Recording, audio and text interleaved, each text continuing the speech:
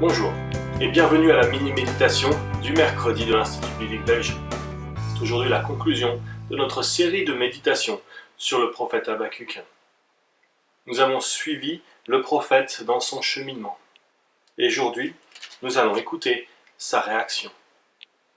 Lisons d'abord ce psaume de louange et d'adoration. Au chapitre 3 d'Habakkuk, verset 2. Éternel, j'ai entendu ce que tu as annoncé, je suis saisi de crainte. Accomplis ton œuvre dans le cours des années.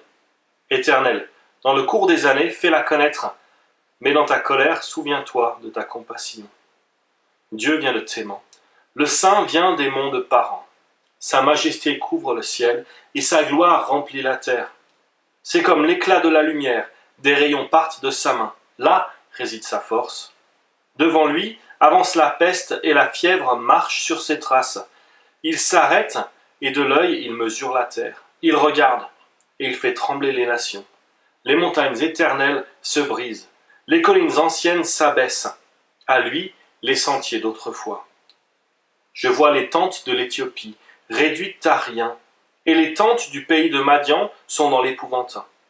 L'Éternel est-il irrité contre les fleuves?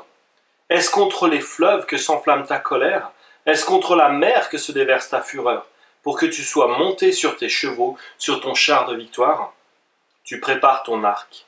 Tes serments sont les flèches de ta parole.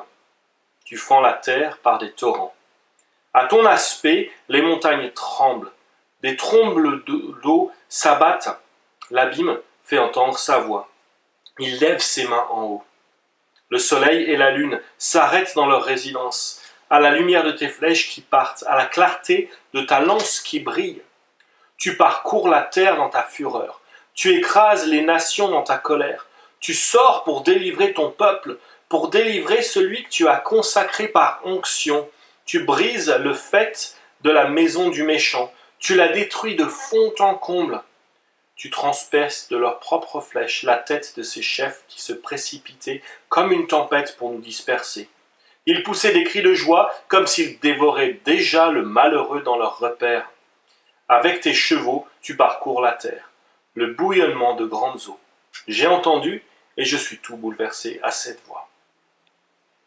Dans la conclusion, dans les versets qui suivent, Habakkuk résume la leçon précieuse qu'il a apprise et il la partage avec nous.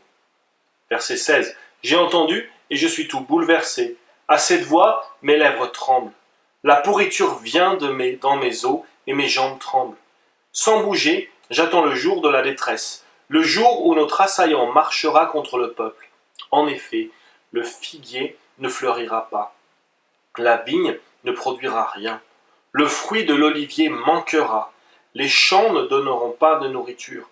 Les brebis disparaîtront du pâturage, et il n'y aura plus de bœufs dans les étables. Mais moi, je veux me réjouir en l'Éternel. Je veux être dans l'allégresse à cause du Dieu de mon salut. L'Éternel, le Seigneur est ma force. Il rend mes pieds semblables à ceux des biches, et il me fait marcher sur mes hauteurs. La foi d'Habakkuk a mûri. Il a compris que toute sa force, toute sa confiance, trouvent leur source dans la souveraineté de l'Éternel.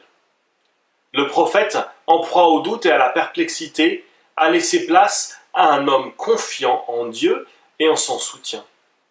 Et vous, où se trouve votre assurance?